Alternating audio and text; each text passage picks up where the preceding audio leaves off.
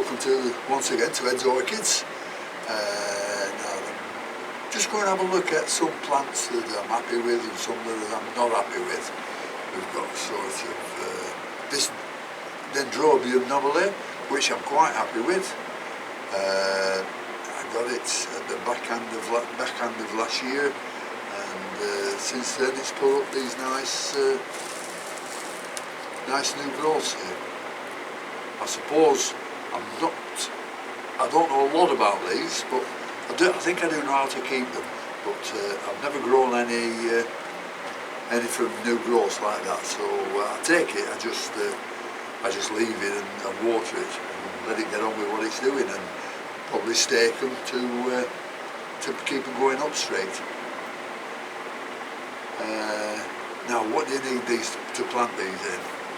Well, you plant these in an open mix. I've got these in bark, grow stones, and that's all. And I've got them in one of these pots where I've drilled all the holes in. So I can wet it, I can feed it, and it'll dry quickly. Now feeding, this time of year I would do it with sort of a third to a quarter of the recommended dosage that it says on the packet, whichever you're using, and I'd do that sort of 3 times out of every 4 waterings, and then flush it, a good flushing on the 4th one. Bloom more than once a year, sometimes twice, sometimes 3 times. It all depends how mature the plant is, and when they do get old, these plants, you'll get some of the canes, of the pseudobulbs, virtually dying off, going rock hard like wood. So then you can cut them off right down at the base, just to get rid of them and make the plant look better. What else can I say about them?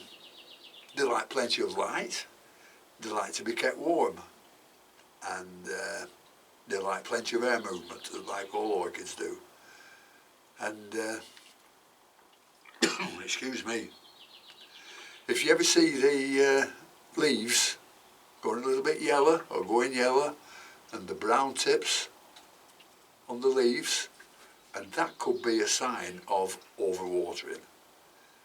What happens with that is that the roots take all that much water up that the leaves can't deal with it. So that's what happens. They start going yellow, they start dying off, and you get the brown leaf tips.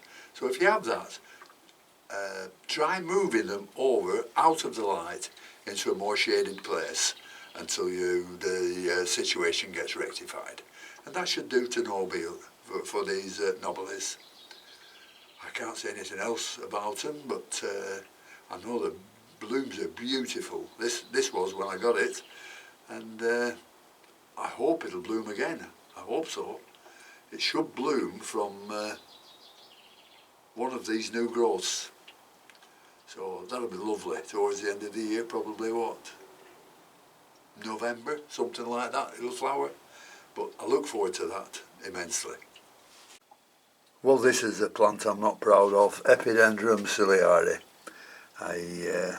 It used to be a magnificent plant, and it last flowered, I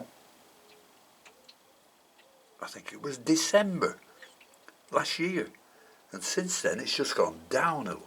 Look, there's nothing left of it, only one leaf. I think it's ready for the scrap heap, but I don't know, it could be in a sleeping stage, but I doubt it. Anyhow, I'll leave it for another couple of months, and if nothing happens to it, then it'll be one for the bin and give me a bit more room in the greenhouse. As if I want some more. I've got plenty. The greenhouse is only half full. That's Epidendrum ciliare. Now this is another one, Laelia perinnei, and this hasn't woke up yet. This is still fast asleep, hasn't moved, got some nice roots on it, but hasn't done much. Flowered last year, but the flowers only lasted 2 days for some reason.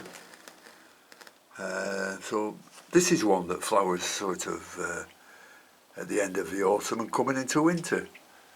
So I suppose I'll just have to wait for these to see what happens, and if nothing happens in the next 2 or 3 months, then they'll be going in the bin.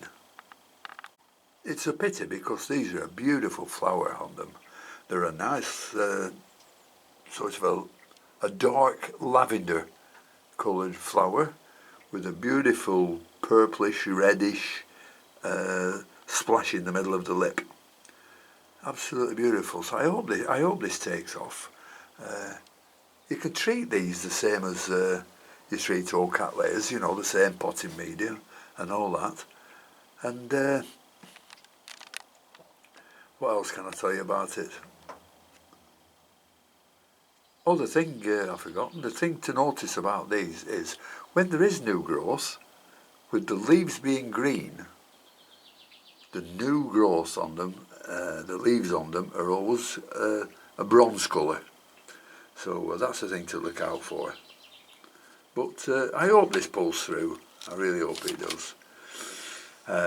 They like very warm conditions like cattleyas, and they'll take absolutely more light than cattleyas. You know, you can't give these enough light. Main thing about all cattleyas and all plants is if you're keeping them in warm conditions, make sure the leaves don't get warm. Because if you can't leave if you can't keep the leaves cool, getting warm leaves will stop any growth on the plants. Now I should have watered today. It's what time is it now? 2:30. I've got plenty of time for watering. So I've got all the cattleyas to do again. They're all bone dry because they're in a very big medium which dries very, very quickly. And it's about 30 degrees centigrade in here. It's getting a bit warmer now. I've turned the fan off. So today I've been busy in the house. I've been cooking. I've made myself what? I made myself a big pan of curry, which I can split up into little sections and freeze. And I've made myself a meat and potato pie. In fact, they're in the oven. I think I'll go and show you.